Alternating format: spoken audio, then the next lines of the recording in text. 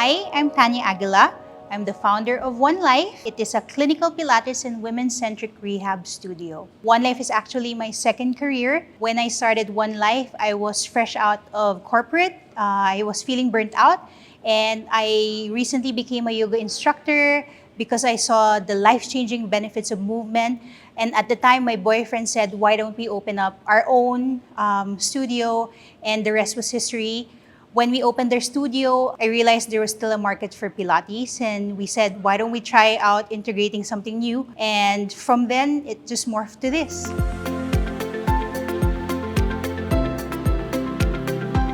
At the time in corporate, I was feeling depleted, and so I wanted to find ways to replenish myself spiritually, socially, mentally, physically, and at the time, moving my body made me feel like a new person. And when I discovered that movement was such a great tool or such a great medicine for the burnt out feeling that I had, I realized that there's something here that I want to be able to share in the next phase of my career. And at the time also, I'm not your typical super fit person. I'm just your regular girl. And most of the places during that time, maybe 12 years ago, 11 years ago, they were your typical gyms which had posters of people with abs, super fit. I felt really intimidated by those places. So we wanted to put up a place wherein women can go in, not feeling intimidated, feeling safe that they can work on themselves without being judged. They can be sweaty, they can be not your stereotypical thin or very, very fit person, and they can still work on exercise and wear whatever they like. And that's why Onelife became a very body positive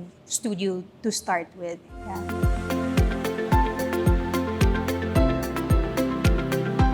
12 years ago, when we started out Onelife, it was a very new concept. Fitness studios in general at the time were booming, yoga studios of all sorts and kinds, but I really believe that the kind of studio that we wanted to do, a body positive studio, something that integrated something new in the form of Pilates, it was a high investment kind of endeavor. It was pretty hard at the start because number one, you had to make sure that you had enough funds to keep your business going. Number two, it was a new concept. You have to keep explaining to people what you're trying to do. And number three, you had to keep learning on what to do because, it's a path that not a lot have traveled before. So we really had to innovate. I really had to study a lot of the different methodologies to bring the best possible programs in Onelife.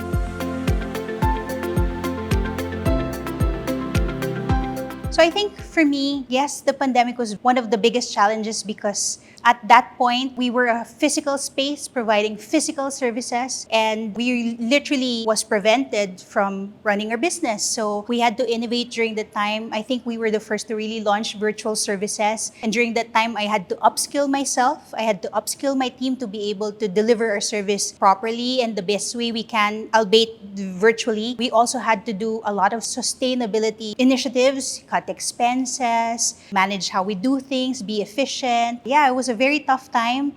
And while a lot of our contemporaries have decided to close shop during that time, we're still here and almost about to celebrate our 12 years in the business.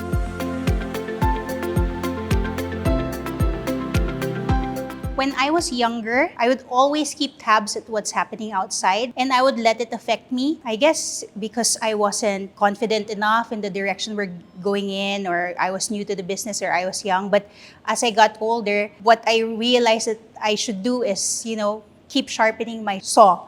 So I went back to school and I really, clarified what are we here for, what is our vision, what is our mission, what are our values, what are the things that will take our business to the next level, what sets us apart. And whenever the noise of what's going out there or another business that's opening up, whenever that noise is there, I find my clarity in going back to my vision, mission, and values.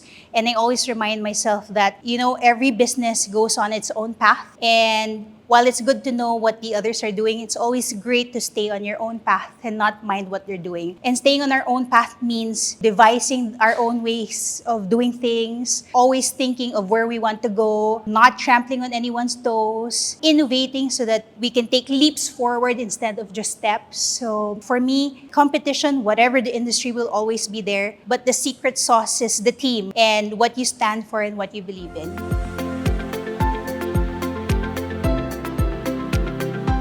We won't be here if we didn't do something right. So for us, the marketing that we really rely on is our word of mouth. Our clients speak for themselves. So countless women, thousands of women actually, if you check our database, have gone through our doors, and they're the ones who saying great things about us.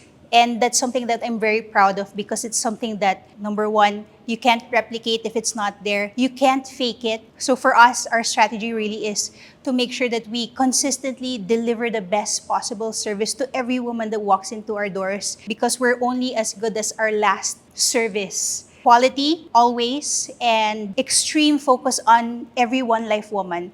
So every One Life woman here is important, and every One Life woman gets a hyper-personalized experience that they can truly say is, designed for them and is great every time.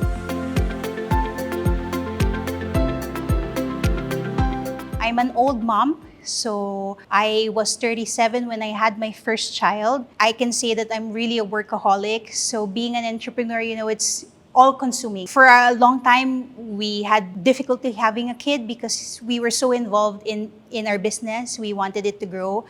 And so stress is always there. When I became a mom, it's a different kind of challenge, because that's when you realize that family is very important. Your business is also so important. Your husband is so important, but at the same time, yourself is also so important. So as an entrepreneur, now more than ever, now that I became a mompreneur, it's so important to take care of myself, because for a time, I also lost myself in motherhood and work. And when I didn't fill my cup, I had a hard time performing my duties as a wife, as a mom, and even as a boss. But when I started taking care of myself, that's my challenge now. Business is getting more demanding. Being a mom is more demanding. Being a wife is more demanding. Everything is more demanding. How do you carve out time for yourself as a person and not just an entrepreneur? And when I started paying attention again to that, I managed my stress better. I was more clear in my directions and my decisions. And as a mom, I was happier. I think it's still a constant challenge behind the scenes as a mompreneur to take care of yourself. But now more than ever, as a mom and as an entrepreneur, I realize that what I've been saying and what I've been hearing from women all these years are true. Fill your cup. It's the most important thing that people forget in making sure that they're always at their best in whatever role.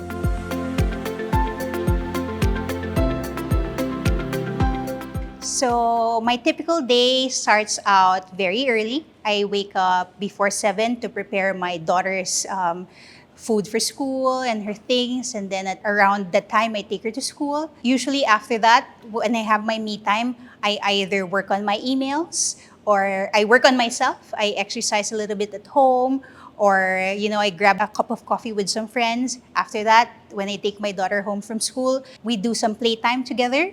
We eat a meal together, and I hand her over to my household helper.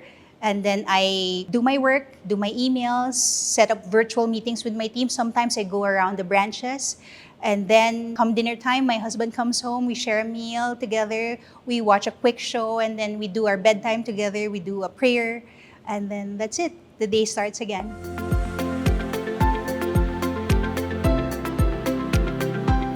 Well, when I started One Life, I was 23, and at the time, I had to talk to either older women, or meaning clients, or older women in the team who second guessed what I knew.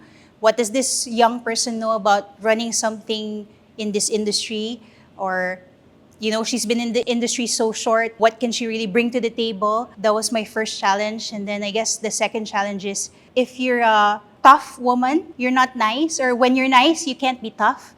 So that's also a misconception. Through the years, I've had my fair share of, because I had some standards at work, they thought I wasn't caring. At the same time, when you're too nice, they feel you can't take a team forward. So there's that tension between finding the balance between knowing what you want and being able to tell people where you want to take your business without them feeling overwhelmed. It's a hard balance. I can't explain it, but I feel only women can't be too tough and women can't be too nice. So it's a balance that I had to learn through the years. And then lastly, I guess, is, in business, you still deal with a lot of men. It's still different when you deal with men outside the workplace. When you're in business, you deal with a lot of entities, and sometimes when you're a woman, you're not an equal, It's still also a balance to be able to drive your business forward when dealing with different sectors or different individuals that your business has to deal with. When you're a woman, you have to find that finesse. Your heart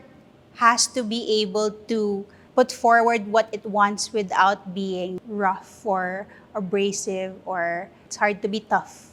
But you have to be.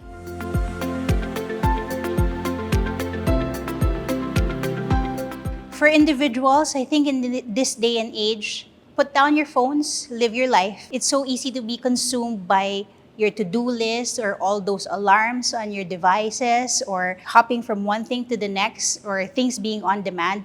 So put down your phones, put down your devices, and live your life. Be mindful. And nowadays, I feel being mindful is being able to be in the moment without distraction. And unfortunately, our devices are distraction. Even for me, as an entrepreneur, it's so tempting to work all the time or to reply to everything all the time.